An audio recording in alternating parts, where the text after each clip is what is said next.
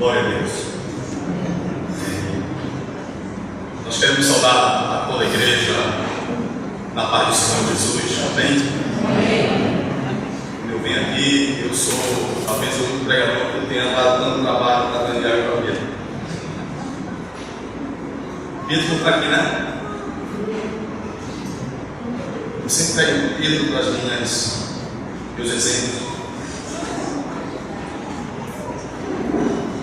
Mas Micael está. Glória a Deus. Nós queremos trazer também o abraço da igreja, nos aguarda esse efeito do Senhor. Que os irmãos recebam a paz do Senhor também naquela igreja. Amém? Glória a Deus. Estamos felizes por voltar aqui nessa igreja e trazer a meditação da palavra de Deus. Agradecer também pela vida dos pastores dessa igreja, que também tem nos auxiliado por muitos momentos que nós temos precisado, as necessidades têm subido também a nossa ausência no mundo popular. Que o Senhor abençoe o ministério de cada um. Eu quero acreditar que todos nós que estamos aqui tenhamos respondido a pergunta mais importante da vida. E qual é a pergunta mais importante da vida? A pergunta mais importante da nossa vida é se nós cremos na palavra de Deus. Se nós cremos que a Bíblia é nossa regra de fé e prática. Essa é a pergunta mais importante a ser respondida. Ela vai deixar todo o nosso caminhar. Dizer se ela é a palavra de Deus, reconhecer que ela é suficiente para a nossa caminhada, reconhecer que ela é regra de fé. Nós podemos crer nela porque ela é inerrante, nós podemos crer nela porque ela é suficiente. Isso norteará todo o nosso caminhar, norteará o nosso crer, o nosso cantar, porque nós confiaremos que esse Deus que nós cantamos, Ele tem poder para salvar. Nós podemos crer nisso, entregar a nossa vida a Ele, porque a Ele foi dado todo o poder no céu e na terra, não apenas uma parte do poder, mas todo o poder nos céus e na terra. E diante dele, um dia, todo o joelho se dobrará, e alguns se dobrarão por causa da graça, alguns se dobrarão por causa do amor que receberam de revelação de Deus, mas outros se dobrarão e se curvarão porque o cetro da autoridade de Deus romperá a roda dos seus joelhos. Eles precisarão cair e confessar que Ele é Senhor, para a glória de Deus Pai. E o nome do Senhor será glorificado naqueles que se perdem, o nome do Senhor será glorificado naqueles que se salvam. E nós precisamos crer nessa palavra de Deus. Essa é a pergunta mais importante a ser respondida, porque ela também norteia o nosso caminhar enquanto família. Eu quero pedir a você que nesse momento que abra a sua Bíblia, por favor, em Gênesis capítulo 18.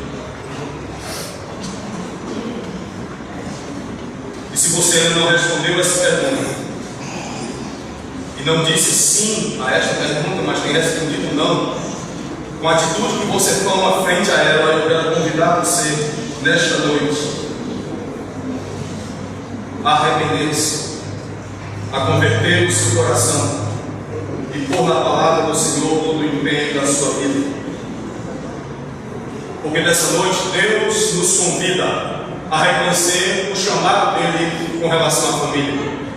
O Senhor nos convida pela sua palavra a reconhecer um ministério que Ele coloca em nossas mãos a partir do capítulo 18 de Gênesis, começando pelo versículo 17 até o versículo 19, que diz: Então o Senhor disse: Esconderei de Abraão o que estou para fazer? Abraão será o pai de muitas nações. Abraão será o pai de uma nação grande e poderosa, e por meio dele todas as nações da terra serão abençoadas. Pois eu o escolhi para que ordene aos seus filhos e aos seus descendentes que se conservem no caminho do Senhor, fazendo o que é justo e aquilo que é direito, para que o Senhor faça vir a Abraão o que lhe prometeu. Observe isto. Isto é um chamado de Deus. Isso é a outorga de um ministério. Isto é uma vocação de Deus a você, homem, a você, esposa. O chamado que coube a Abraão também cabe a cada um de nós. Por que Deus faz isso? Porque para Ele o impacto que você, como chefe de família, causa na vida da sua esposa é importante. O impacto que a sua liderança realiza nos filhos é importante para Deus. E por isso que responder a primeira pergunta é de uma relevância enorme. Porque nós temos esse chamado a partir do nosso coração voltado para as promessas da palavra de Deus, daquilo que ouvimos pela palavra de Deus. Ver as promessas de Deus se cumprir e ver que pautar a nossa vida por essa palavra vai nos levar a cantar diante do Senhor: Senhor, valeu a pena liderar essa família pela tua palavra. Senhor, valeu a pena estabelecer a minha vida com a esposa a partir dos princípios da tua palavra. Sim, Senhor, valeu a pena te seguir. Observe as palavras de Deus. Eu escolhi para que ordene a seus filhos e a seus descendentes. Quando Deus diz isso, uma teofania, uma representação de Deus está diante de Abraão, porque o cheiro, o fedor de Sodoma e Gomorra chegou à narina de Deus. E um padrão de uma cultura desmoralizada e caída chegou às narinas de Deus. E nessa visitação divina a Abraão, ele estabelece com aquele homem uma aliança e diz: eu quero usar você nessa cultura caída. Eu quero que você seja um referencial meu nessa cultura caída, para que você ordene a seus filhos e ordene ao descendente dos teus filhos, para que eles me sirvam, para que eles aprendam de mim, para que eles andem nos meus caminhos, para que eles pratiquem o que é reto, para que eles estabeleçam a justiça na terra, para que as minhas promessas, para que a minha palavra se cumpra na tua vida, na tua família e na tua descendência. Observe a íntima relação entre palavra de Deus, promessa e vida em família. Esse é o nosso chamado. Não importa quanto sucesso eu tenho no ministério, não importa o quanto eu busco intimidade com Cristo, se eu desprezo esse mandato de estabelecer família de Deus com justiça na terra, eu não agrado a Deus, eu enfraqueço a família, eu firo a minha vida. Não importa quão magnífico seja o meu ministério, o meu primeiro ministério é a minha família. A sua vida em Êxodo capítulo 4, por favor, tem algo importante aqui. É outro líder de Deus, é outro homem de Deus. Êxodo capítulo 4.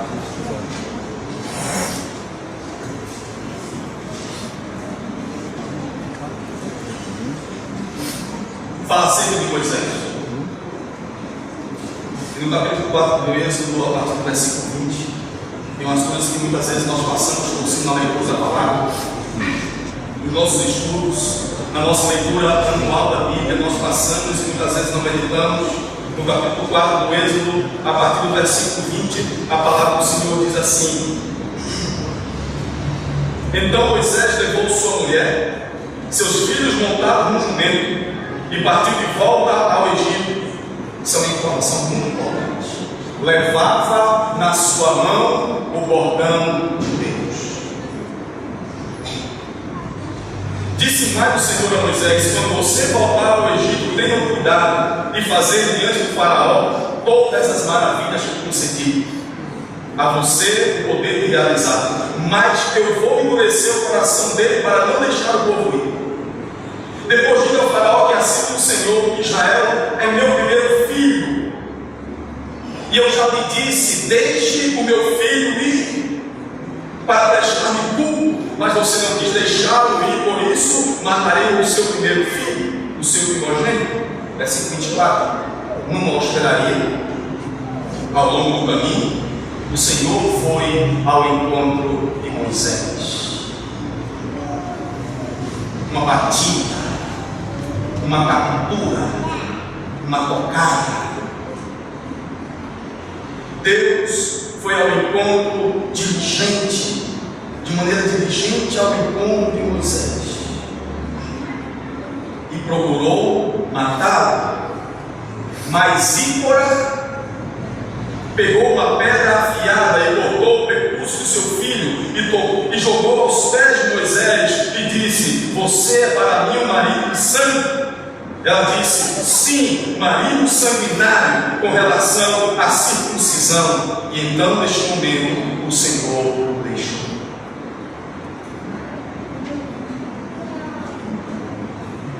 Neste recinto, dentro deste tempo, não há ninguém que tenha tido um ministério mais profícuo, um ministério mais realizado, mais feliz do que Moisés.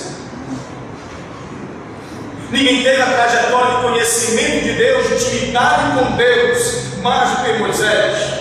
Não existe mais uma liderança mais aperfeiçoada, mais íntima, mais poderosa, mais sedenta de Deus. Moisés era a pessoa que cabe naquela canção que nós cantamos: desesperado eu te busco, frenético acredito que a visão da tua face é tudo que eu preciso.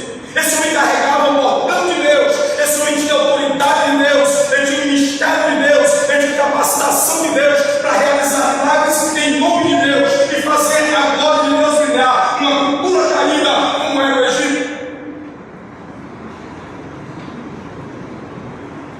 O versículo diz assim: ele levava na sua mão o bordão de Deus, ele tinha um mandato, ele tinha um ministério a cumprir. E Deus disse: tudo aquilo que eu te capacitei a fazer, você vai chegar no Egito e fará. Então Moisés chega para o seu sogro Jetro e diz: eu preciso voltar ao Egito, eu preciso viver com meus irmãos como eles ficaram lá. Uma autoridade, um mandato, um ministério, saudade dos seus irmãos. Mas a palavra do Senhor coloca uma informação muito importante entre a saída dele até a chegada do Egito. A palavra do Senhor diz: e Deus foi tocaiá-lo, e mostraria o encontrou e quis matá-lo, porque ele descumpria os deveres de pai, ele descumpria os deveres para com a sua família.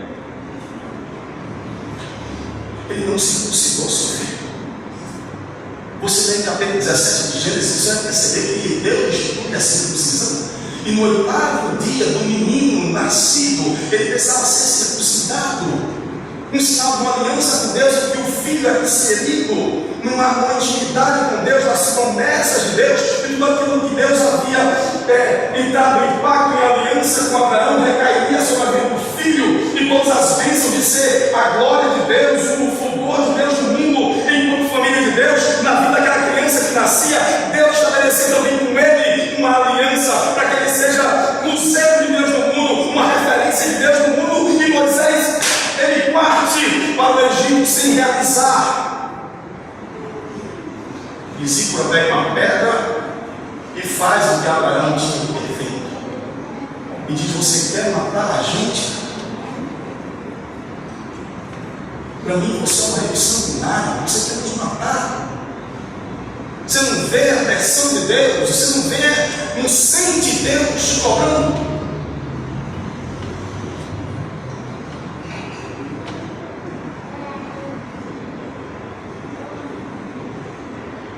Há deveres pendentes? Faça. Ah, mas eu estou no salário dos meus irmãos, para que você tem família.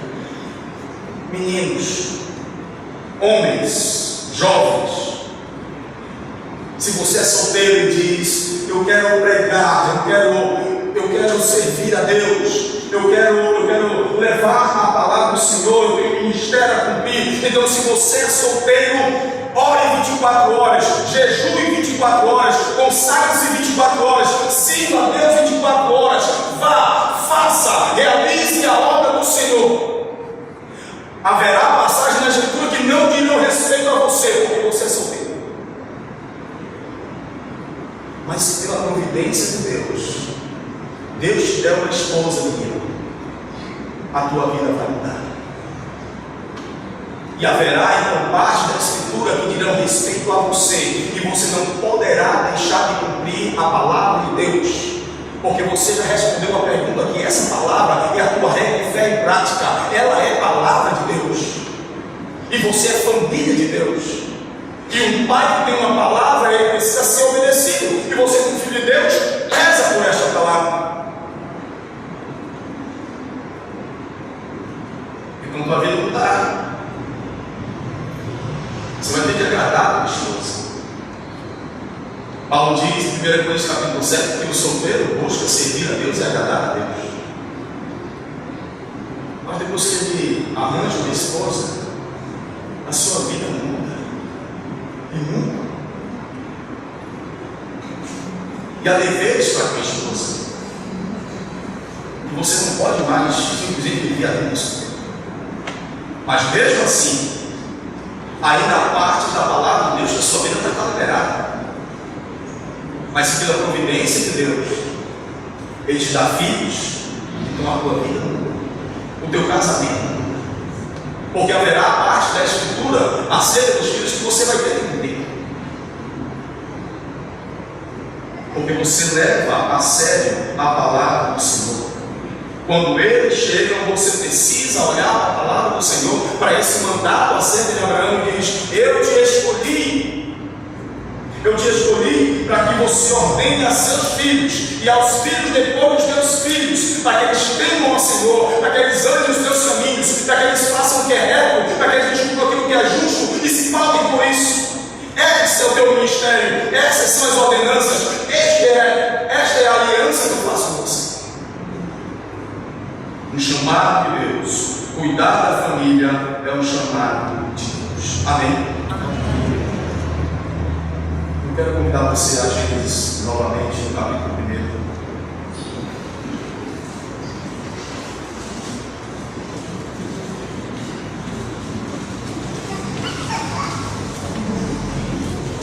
Capítulo 1 de Gênesis, a partir do versículo 26.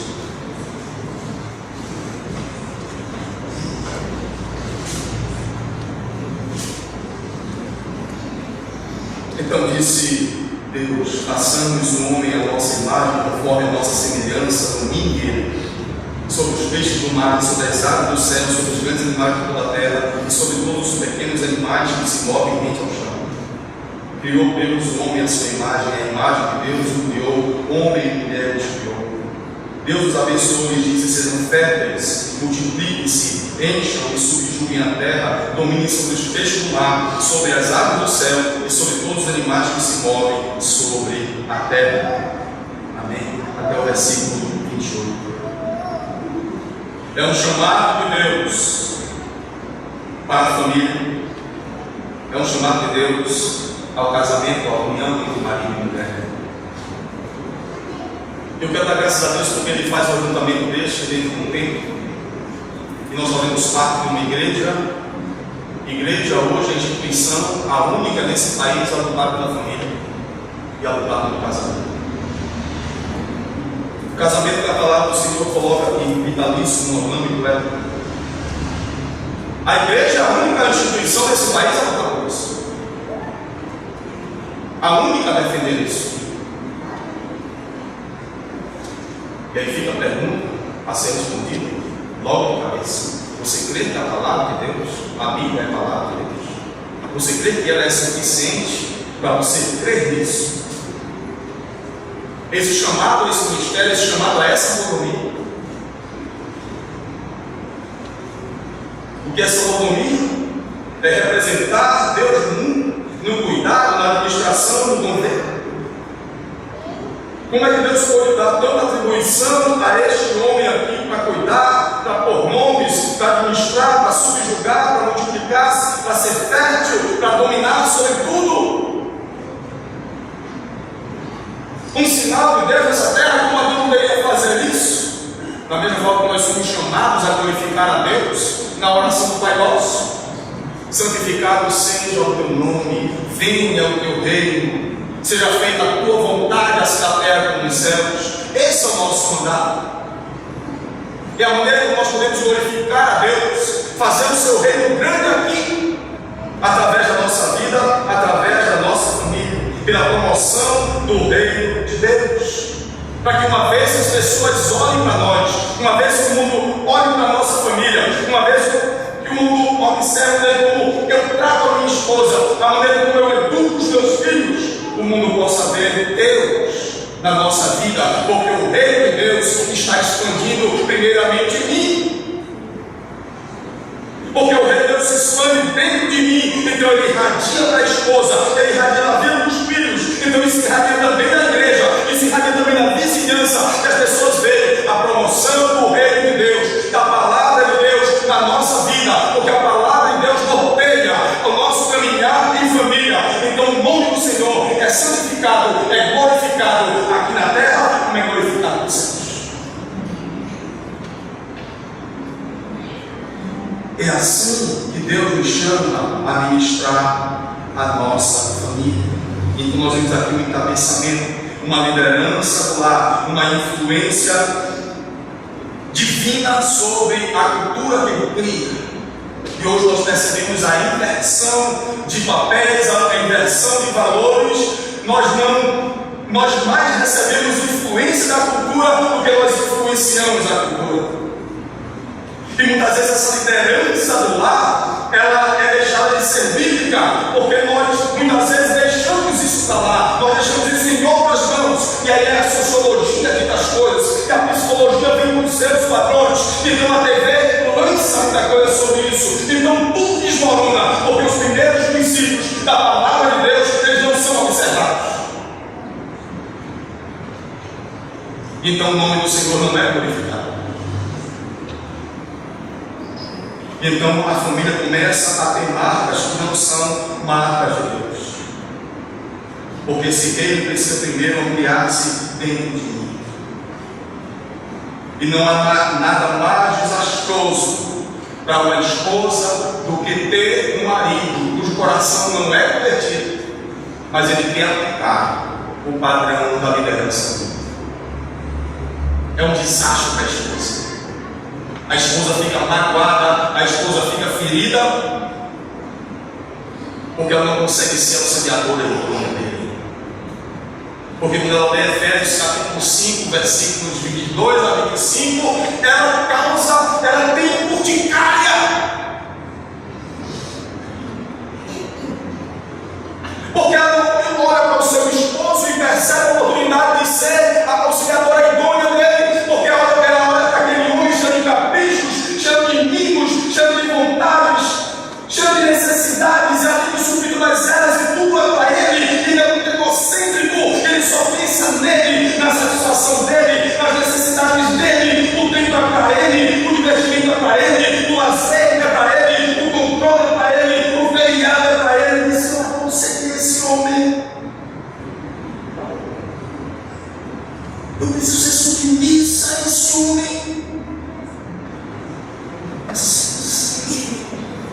E a palavra submissão causa transtorno, ira, frustração na vida de uma esposa, porque o marido do coração não é convertido e aplicar os princípios da palavra de Deus.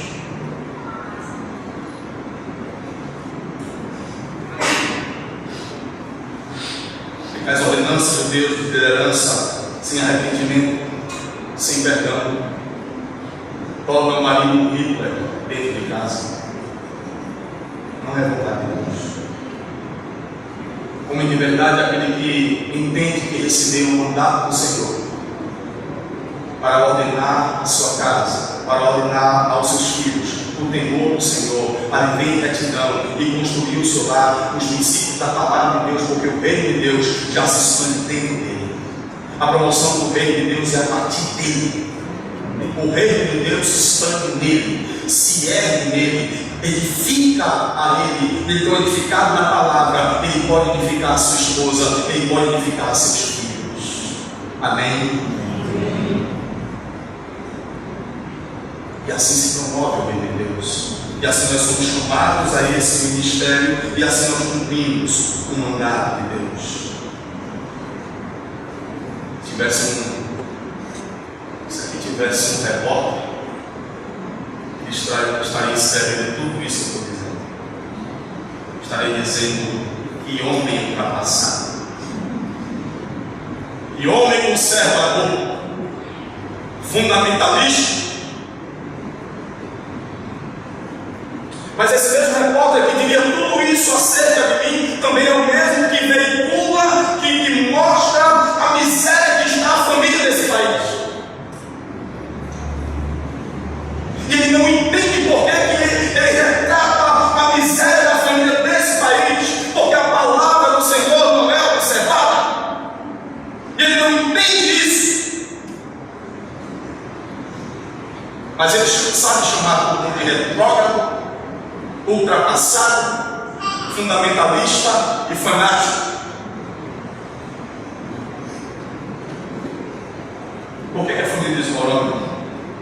Porque não obedece à Escritura. Quero convidar você para um texto muito rico acerca de família, que é Romanos capítulo 8. Quero convidar você para ir lá um instante para nós meditarmos na palavra de Deus, também com o nosso mandato cultural com relação à família ao nosso lar.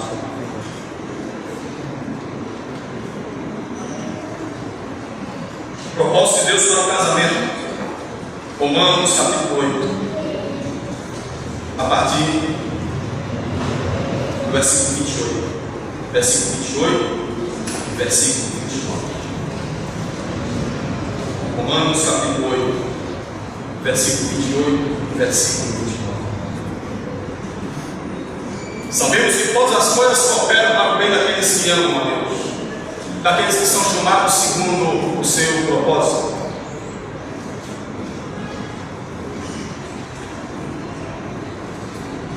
Pois aqueles que de antemão conheceu também os predestinou para serem conformes à imagem de seu Filho, a fim de que ele seja o primogênito entre muitos irmãos. O propósito específico para o matrimônio, o propósito específico para o ministério de criar filhos e de estar como a filha de Deus dentro de casa. Ele nos predestinou para sermos conforme a imagem do seu Filho. Esse é o propósito de Deus para a sua vida, este é o propósito de Deus para o seu lar, este é o propósito de Deus para os seus filhos, esse é o propósito de Deus para a sua esposa. Ser conformado à semelhança de Jesus Cristo. Homem, você precisa ser como Jesus Cristo. Esposa, você precisa andar na semelhança de Jesus Cristo. Filhos, vocês devem aprender a ter o caráter de Jesus Cristo. Este é o propósito de Deus para o ministério familiar. O casamento não é para criar o céu na terra. Isso nunca foi o propósito de Deus para o casamento.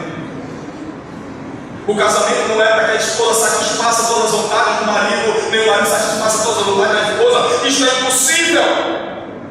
Você, mulher, nunca vai conseguir suprir as necessidades do seu esposo. Só Deus pode fazer isto.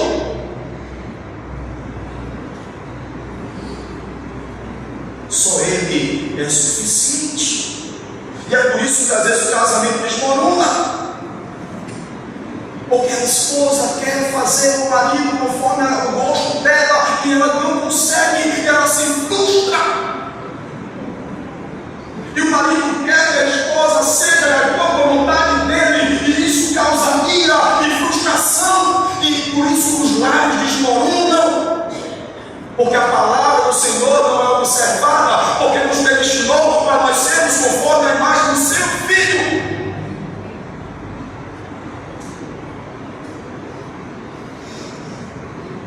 Muitas vezes eu já ouvi muitos jovens nos cursos que a gente faz. Muitas vezes chega um jovem para conversar com a gente assim: pastor, eu queria conversar com o senhor depois do culto, ou então tal dia eu quero conversar com o senhor, e ele chegou pela casa. Eu digo: o que você tem, meu filho? Ele disse: pastor, estou apaixonado.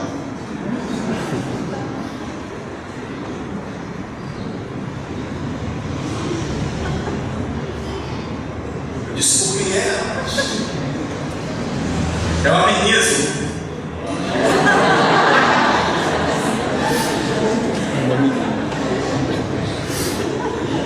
Quero casar com ela, pastor. Senhor Jesus. Eis o homem. Por que você quer casar com essa menina? Ah, pastor, porque ela é linda. E a gente se dá tão bem, a gente conversa, a gente fica horas e horas conversando, e a gente fica tão assim. Ela me completa. Mas isso não é razão para casar. É preciso despertar para isso. Olhar uma menina bonita não é razão para você casar. Porque quando você encontrar uma menina mais bonita, o que você vai fazer?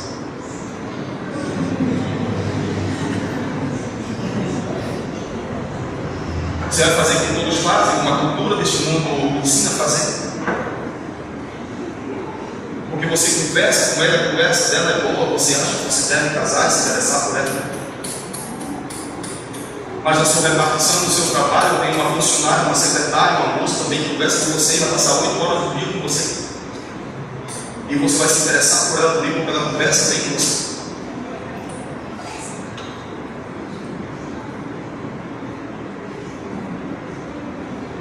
Deus precisa te completar e você precisa ser conforme a imagem de Cristo.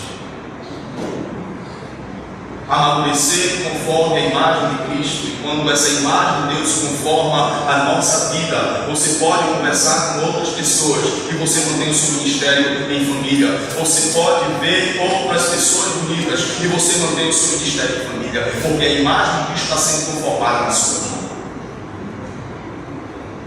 E esse é o nosso chamado. Ele nos predestinou para isso, para que a partir disso todos os departamentos de nossa vida, as esferas de nossa vida, tenham crescido da palavra de Deus, conforme a imagem de Cristo. Quando você pensa em Cristo, o que você pensa? Pobreza? Quando você pensa em Cristo, você pensa em traição? Quando você pensa em Cristo, você pensa em ausência de misericórdia? Em opressão? Quando você pensa em Cristo, que vem à tua mente? Graça, perdão, misericórdia. Nós somos predestinados para sermos conformes à imagem do seu Filho. Amém. E como nós percebemos, somos ensinados, nós cremos que ela é a palavra de Deus, e nós podemos crer na suficiência desta palavra, nós caminhamos para que Cristo seja conformado em nós tenhamos a forma dele, o jeito dele pensar, o jeito dele ministrar, a maneira como ele entregou a sua vida pela igreja. Nós somos chamados a entregar a nossa vida pela nossa esposa, porque nós cremos que ela é a palavra de Deus. Porque eu não escolho parte da Escritura para crer, eu não seleciono o texto da Escritura para crer. Eu creio no Antigo Testamento, eu creio no Novo Testamento todo. Eu não posso crer só aquilo que beneficia a mim. Eu preciso crer na palavra do Senhor toda. Homem, Deus te deu uma mulher que não é compatível contigo, cara. Mulher, Deus te deu um marido que não é compatível contigo. Por quê? Porque o casamento perfeito nunca esteve nos planos. Ele sabe que nós somos. E Ele te deu esse marido que é tão diferente de ti, para que você saiba o que significa graça, misericórdia, perdão, e essas coisas se entranhem em você. Como você, marido, descobriria e realizaria dentro de você misericórdia, se esta mulher que você vive com ela satisfizesse todos os desejos e caprichos que você tem? É por isso que a psicologia diz que todo homem casa com a sua mãe, porque no final das contas ele quer que aquela mulher que ele trouxe de casa trate com a sua mãe tratada. E se a mãe leva comida na cama, se a mãe junta o lixo que ele deixou lá, se a mãe faz a cama, se a mãe faz tudo por ele, ele vai querer casar com a mulher.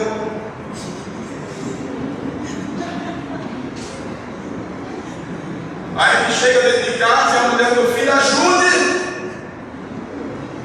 Eu sou sua auxiliadora.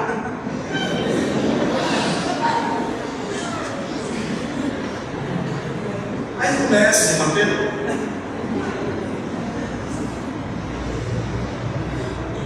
Naquelas áreas falhas, em muitas áreas não compatíveis, é para que você aprenda.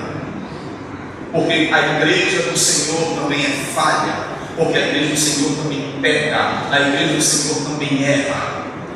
Mas Deus não joga a sua igreja fora. Ele a aperfeiçoa e aperfeiçoa pela palavra, para santificá-la, para restaurá-la, para erguê-la, para tirar mancha e ruga e apresentá-la a Deus, porque essa foi a vontade de Deus para a vida de Jesus Cristo. E quando ele diz, eu te ordenei para que você organize a tua casa e faça os teus filhos e os filhos dos teus filhos me temerem e andarem nos meus caminhos e fizerem o que é justo e fazerem aquilo que é reto. É o mesmo mandato, é o mesmo mistério que Jesus cumpriu com a sua igreja e cumprirá, e nos aperfeiçoa, e nos perdoa, e tem misericórdia, e usa de graça, e nos reúne em torno de si mesmo, o seu amor, para nos apresentar a Deus com essa finalidade. É por isso que esse Senhor que mora com você demanda tanta graça no seu coração. É para te aperfeiçoar, é para te santificar, é para você reagir conforme a palavra do Senhor, para que a vontade do Senhor seja conformada em você e você seja conformado à imagem de Jesus Cristo.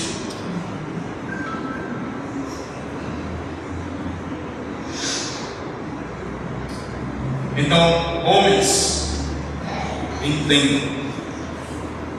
Quando a tua esposa não reage como você quer, e isso causa tremendos problemas dentro do lar. Não atende às tuas expectativas, saiba que neste momento que você se irá, você ficar enfumaçando e você ficar com os seus nervos enfrangados, saiba que neste instante também Deus observa você.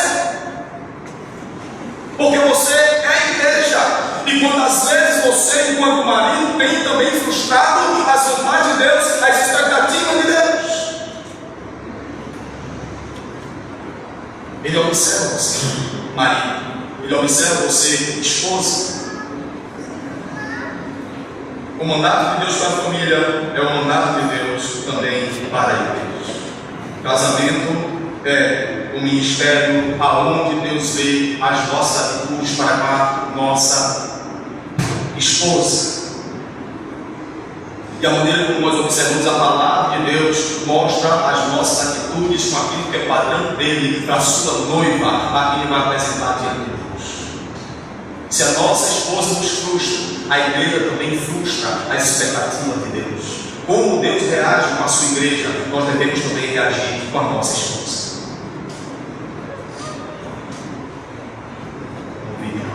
Amém?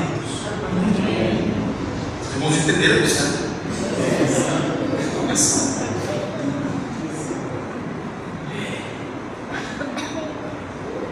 Eu não estou dizendo nada de novo. O marido, como cabeça do lar, não pode usar a sua autoridade como César, mas como Cristo. Amém? Amém. Então, antes de você ser autoritário, antes de você querer ser o bambambam, veja como Cristo fez. Ele pegou uma toalha, ele lavou os pés dos discípulos, ele serviu, ele deu a sua vida pelos seus discípulos, ele deu a sua vida pela sua igreja. Sirva a sua esposa, sirva aos seus filhos, seja bíblico, e todas as promessas de Deus se cumprirão na sua vida. Aleluia. Porque ele disse a Abraão, para que ele ordene aos seus filhos e aos seus descendentes, para que andem na palavra de Deus, para que sejam justos, para que pratiquem a justiça na vida deles. Quando nós respondemos a pergunta mais importante, a Bíblia é a palavra de Deus, é minha regra de fé e prática, eu creio nessas promessas, então eu preciso crer também nas ordenanças. Porque a partir das ordenanças, as promessas de Deus se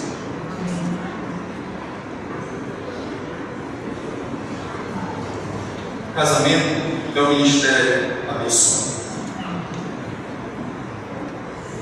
Não adianta na rua eu responder bem a todos, cumprimentar bem a todos, e em casa dizer das últimas para a mulher. Não adianta eu ser liberado na roda com os amigos, ou ao shopping e tal, depois do campo, e tal, no futebol e tal, libero tudo, eu pago a conta, eu gasto a conta, eu sou o cara, mas em casa eu sou tudo para a mulher.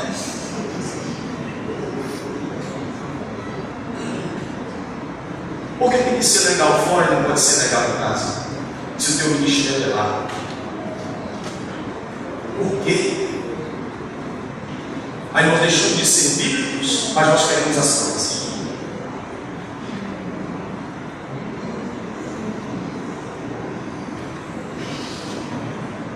Homens casados, quantos nós temos homens casados aqui? Quantos? Pode baixar a mão. Quantos de vocês, homens casados, têm filhos? Meninas. Que maravilha.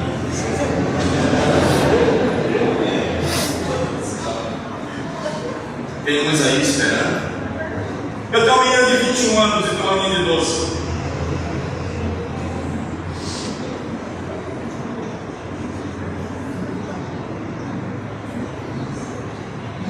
Não gostaria que um marmanjo destacasse.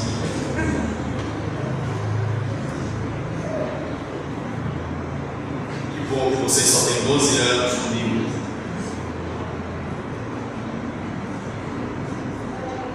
Um pai, ele é capaz de tudo para proteger sua filha. E quando alguém então quisesse fazer o mal para sua filha, Deus tem misericórdia dessa pessoa. Mas você precisa entender que você também é casado com uma filha.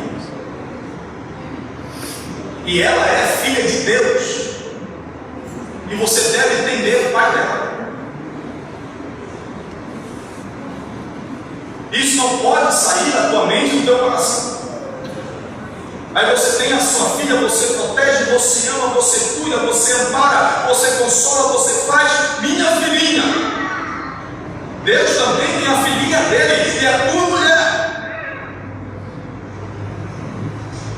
E se você diz, se fizer mal, e Deus vai te pegar, cara.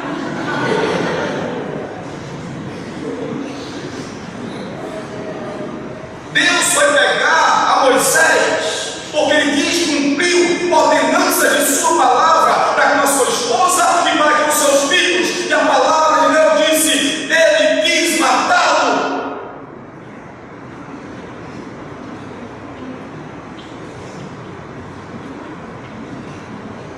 Como você tem tratado a filha de Deus que mora com você? Será que você não sente o hálito de Deus no teu redor?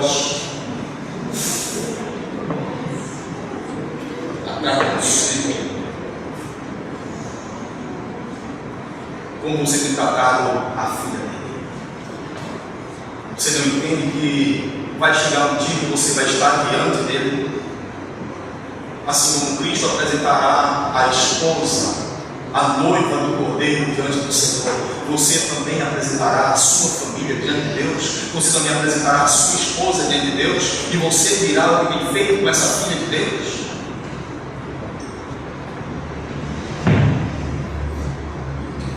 Eu não sei ver hora, eu não tenho relógio, então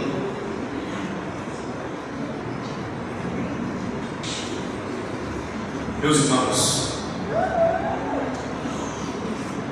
homens, Deus ama a filha dele mais do que você ama a sua. Então tome muito cuidado como você trata a sua mulher, porque Deus ama. Abra sua Bíblia em Efésios capítulo 5, é a nossa última leitura.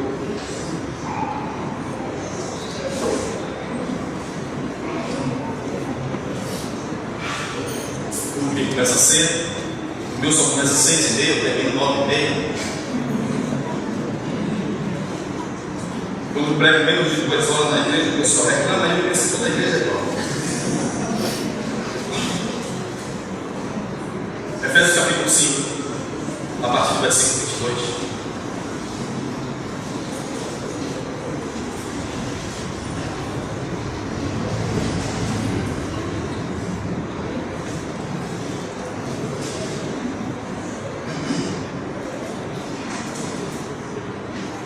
Mulheres,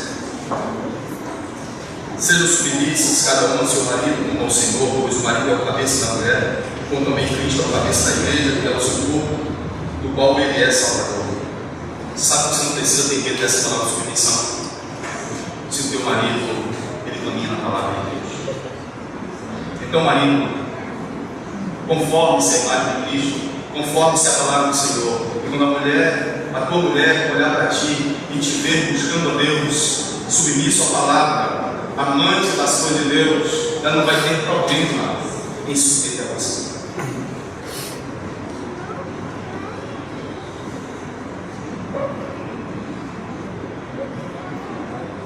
Pois o marido é o cabeça da mulher, também Cristo é o cabeça da igreja, que é o seu corpo, do qual ele é o Salvador. Assim como a igreja não está sujeita, assim como a igreja está sujeita a Cristo, também as mulheres estejam todas sujeitas e submissas aos seus maridos.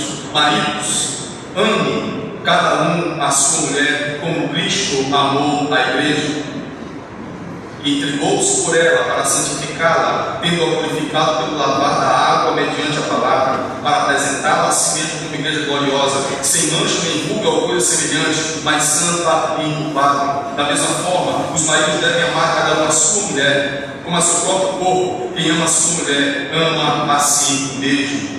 Observe os mandamentos da palavra do Senhor. Lembre-se da sua resposta. Você crê que a Bíblia é a palavra de Deus? A Bíblia te manda amar. Homem, ame a sua mulher. Ele não pede à mulher que ame o seu marido. Você diz, como assim, pastor? Não pede. Ele pede a você, homem, ame a sua mulher, como Cristo amou a igreja. A mulher, respeite o seu marido, se submeta a ele, porque ele se submete também a Cristo. Sua esposa é o seu melhor ângulo, sua esposa é aquele perfil de você, a melhor parte de você.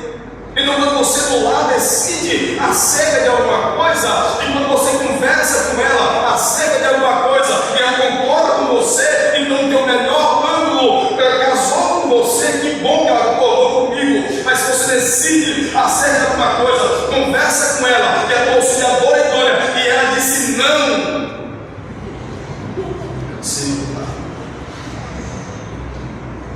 É como se fosse uma bandeira vermelha, um sinal que abriu e amarelou, sinalizou e você mas é a mesma carne em mim, sou uma só carne com ela. Ela disse não, alguma coisa eu preciso ver,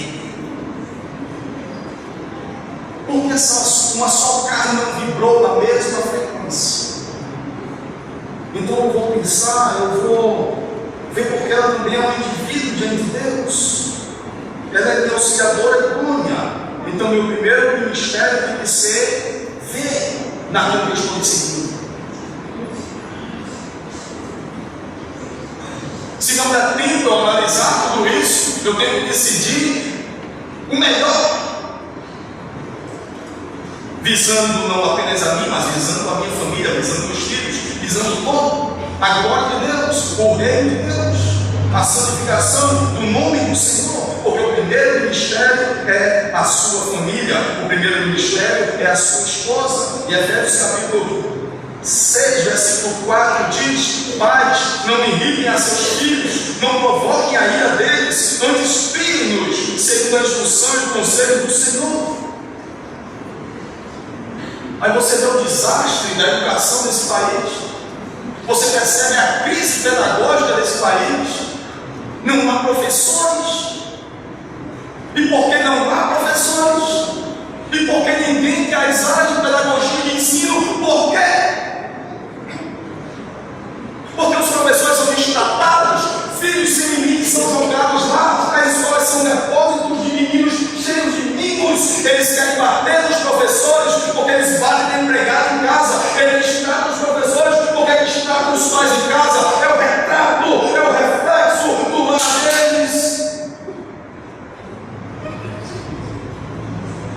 Porque faltou um homem que entendesse o mandato de Deus e disse: ordene aos seus filhos os preceitos do Senhor, para que ele aprenda o que é justo, para que ele pratique a justiça, e quando ele vê o professor, ele perceba um amigo, uma extensão dos seus pais, que também quer o seu bem e que lhe forme. E ele diga: vou tratar deste professor porque é justo, porque eu aprendi com o meu pai, ele ordenou a mim os preceitos de Deus. Eu acredito que é justo ele desempenhar o seu papel, eu cooperar com o bem desta sala e a paz desta sala, porque eu aprendi que isso é justo. Mas não há paz. Faltam homens dos lares, faltam homens bíblicos. E a crise na educação desse país se estende também para as igrejas.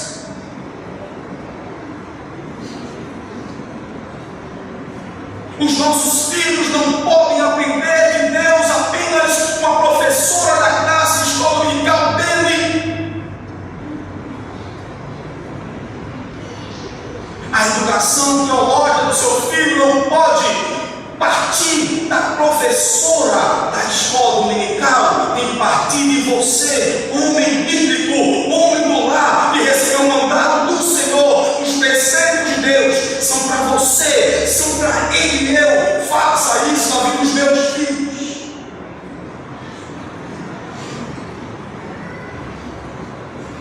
Ser um homem de Deus. Comece.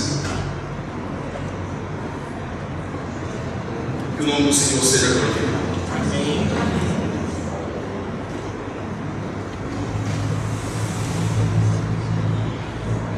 Peço oração da igreja por mim, pela minha família, pela minha filha que está longe, pelos dois que têm aqui comigo no Maranhão, para que a partir da minha família, do meu familiar que eu tenho, o nome do Senhor seja glorificado na minha vida, na vida da esposa e na vida dos meus filhos. Quando Deus olhar para nós enquanto família, Ele possa se agradar do que vê, e que nós possamos glorificar o nome do Senhor através dos nossos ministérios, para que o mundo possa ver em nós a glória de Deus. E a partir disso, esse mesmo mundo seja abençoado a partir do padrão que a palavra do Senhor estabelece. Rogamos a bênção de Deus sobre cada um dos irmãos, a paciência de ouvirem. Deus abençoe.